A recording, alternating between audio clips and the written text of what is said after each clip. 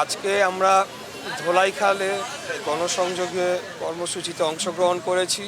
এখানে আমরা বিভিন্ন যারা মোটর পার্টস ব্যবসায়ী সমিতি রয়েছে এবং অন্যান্য যারা ব্যবসায়ীরা রয়েছে এবং বিভিন্ন অটো পার্টস মার্কেট রয়েছে, সেখানে আমরা যাব। বিভিন্ন ব্যবসায়ীদের সাথে আমরা গণসংযোগ করব এবং তাদের কাছে আমাদের প্রতিশ্রুতি দিব এবং আমাদের পক্ষে ধানের শীষের পক্ষে আমরা ভোট চাইব। আমরা একটা বিষয় নিয়ে অত্যন্ত উদ্বিগ্ন।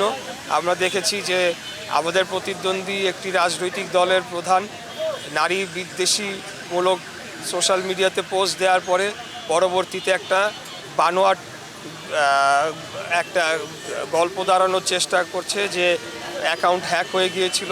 তা আমরা মনে করি যে এটা আসলে তাদের বিভিন্ন সময় যে নারী বিদ্বেষী বক্তব্য তারই ধারাবাহিকতার অংশ।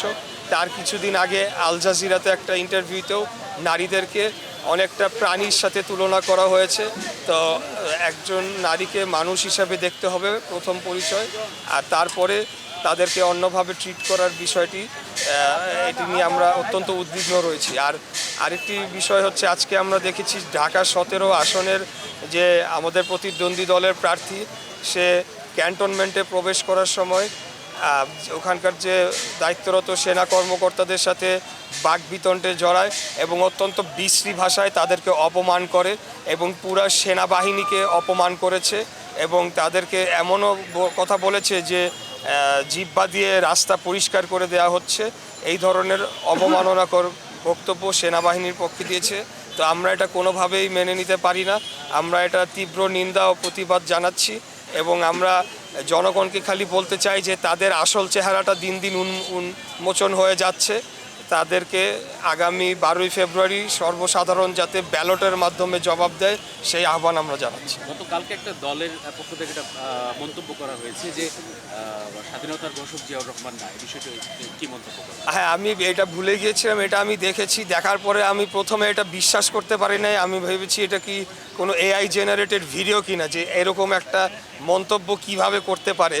মানে ইতিপূর্বে আমরা দেখেছি যে আওয়ামী লীগের সময় তারা ইতিহাসকে বিকৃত করেছে এবং নানা ধরনের উদ্ভট তথ্য উপস্থাপন করেছে।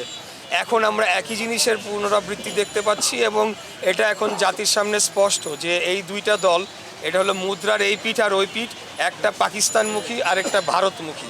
তারা ইতিহাসকে বিকৃত করার চেষ্টা করছে এবং এই বিষয়ে যার উদ্ধৃতি দেওয়া হয়েছে কর্নেল অলি আহমেদ, উনি নিজেও এটা সম্পূর্ণ অস্বীকার করেছেন এবং বলেছেন যে এটা অসত্য তথ্য। তো আমি জানি না আসলে তারা কী কারণে এই ধরনের বিতর্ক সৃষ্টি করছে। তারা আমি বলবো যে এটা আসলে বাংলাদেশের জনগণ এটা কোনোদিনও মেনে নিবে না এবং আগামী 12 তারিখেই তারা ব্যালটের মাধ্যমে তাদের জবাব পেয়ে যাবে।